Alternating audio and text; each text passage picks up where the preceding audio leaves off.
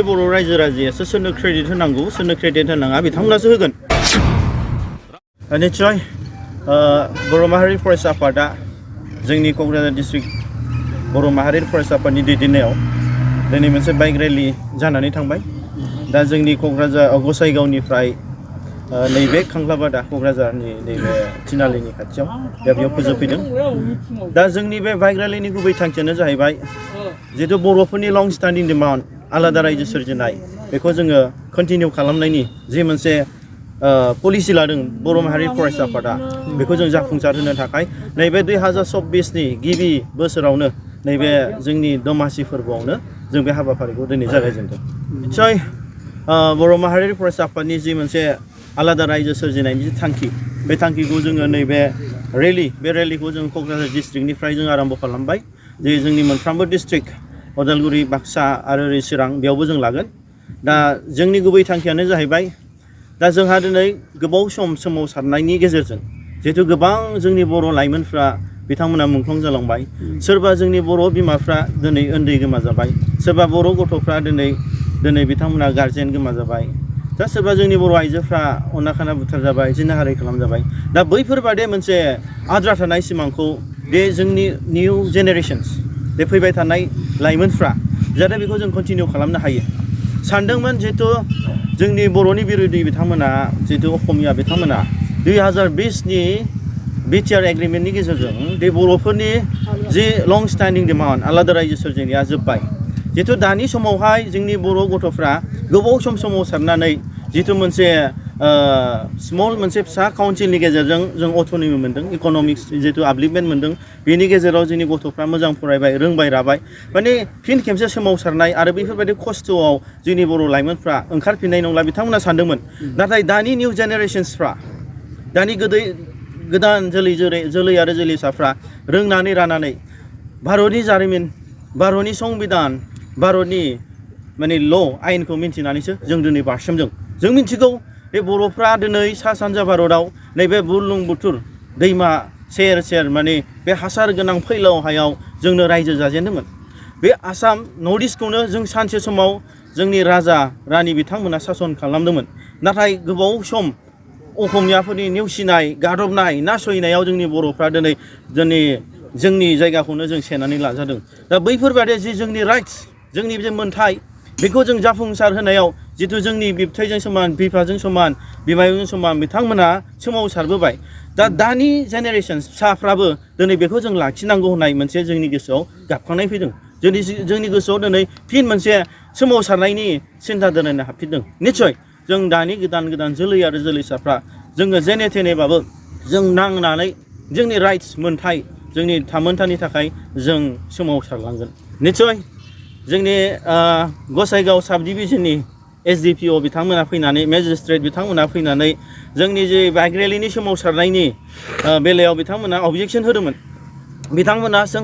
जोंनि गेजेराव सोंथि फैदोंमोन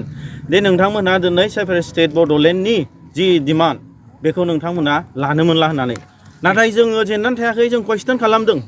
भारतनि संबिधानाव बबे आर्टिकोलाव बे थागिबि इन्डिजिनियास ट्राइबेलफ्रा गावसोरनि मोन्थायनि थाखाय जों डिमान्ड खालामनो हाया बबे आर्टिकोलाव लिरनाय दं नोंथाङा जोंनो खिन्थानांगोन होननानै बुंनायाव बिथाङा फासयदों आरो जों बिथांमोनखौ होनदों नोंथांमोना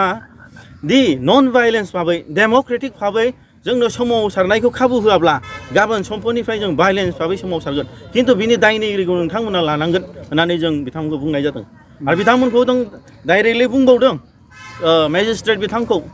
खुनु भारतनि संबिधाननि सायाव कनस्टिटिउसननि सायाव खुनु सोरबा चिफ मिनिस्टार सोरबा अफिसार्सफ्रा देरसिन जानो हाया बिनि थाखायनो जोंनि जे आन्दलन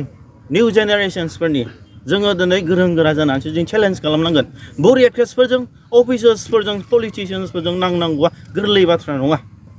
थांनाय समफ्राव जों नुनो मोन्दों जारिमिनाव बड'फा उपेन्द्रनाथ ब्रह्म बिथांमोननि जे सोमावसारनायाव बिथांमोना पुलिसजों होसोजादों बिथांमोना जेलाव सोजादों गोबां बर' लाइमोनफ्रा दा फिन खेबसे जों दिनै मोनफिनदों बे सोमावसारनाया गोरलै बाथ्रा नङा नाथाय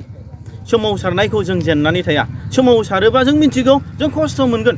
नाथाय बर' हारिया दिनै बे खस्थ'खौ जोङो गिनानै थायोब्ला मालाबाबो जों गेरेमसा हारि दानो हानाय नङा मालाबाबो जोंनि टारगेट जोंनि फाइनाल जि मोनसे थांखि आलादा रायजो सोरजिनायाव जों सहैनो हानाय नङा बेनिखायनो जोङो जि डिप्ल'मेटिक पलिसि जों लानांगौ जों बेखौ लालांगोन आरो जोंनि सोमावसारनायाव जों बेखौल' लुबैदों बे बनसिबा जि मोनसे पलिसि बे पलिसिनि गेजेरजों जि जों लामा हान्थिलांगोन बेवहाय निस्सय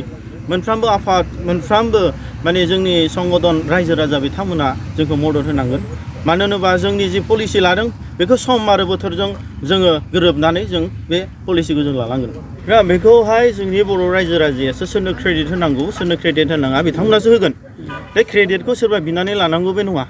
दिनै नब कुमार सरिनिया बिथाङा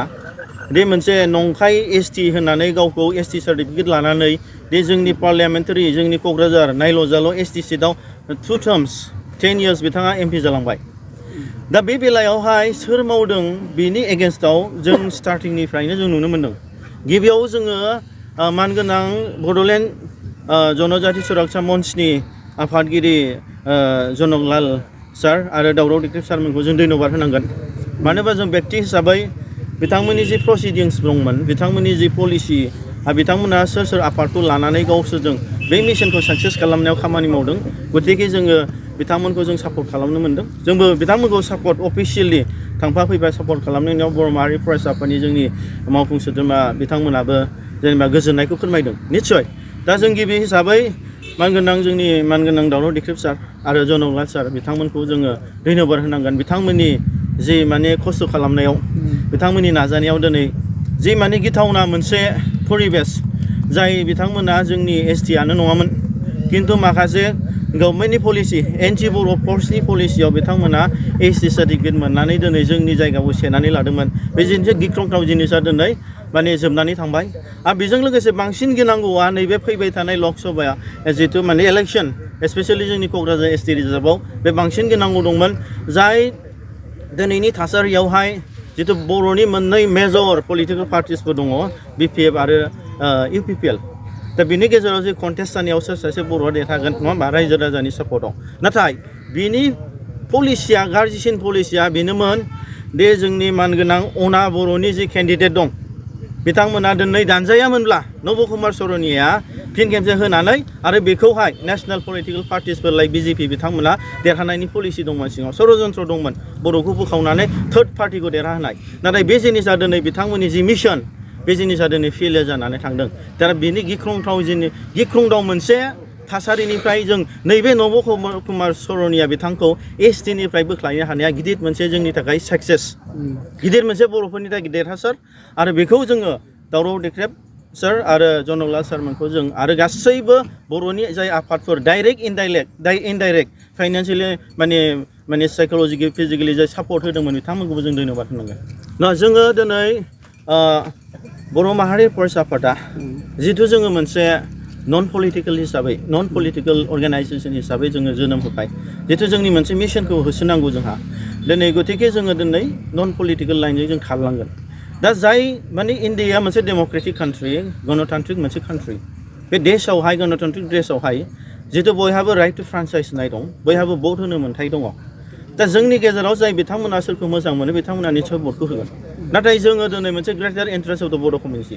बर' हारिनि थाखाय मोनसे ग्रेटार मोनसे इन्टारेस्टनि थाखाय जिहेतु जोङो मोनसे पलिटिकेल पार्टिजों एफिलिएसन दंमोनब्लाबो जोङो बेखौ जोङो दोनथ'नानै जों हारिनि थाखाय खैफोद समाव जों दिनै फैदों हिसाबै जोंनि मोनसे मिशन नङा होमबा जोंनि मोनसे आइडिय'लजिस प्रिन्सिपल्सखौ जों साक्सेस खालामनायाव निस्सय जों माखासे जिनिसखौ सेक्रिफाइस खालामनांगोन निस्सय जों थोंजोङै इसिबां जोङो दानि जों समखौ जों होनो हायो नेक्स्ट जेनेरेसन फैजासिम जे गतिके जों लांनो थाखाय जोङो दिनै मोनसे नन पलिटिकेल हिसाबै जों थांगोन नाथाय जनसुनि जोंनि सोद्रोमा बिथांमोना जाय सरकार नङा होमबा जाय मोजां मावगोन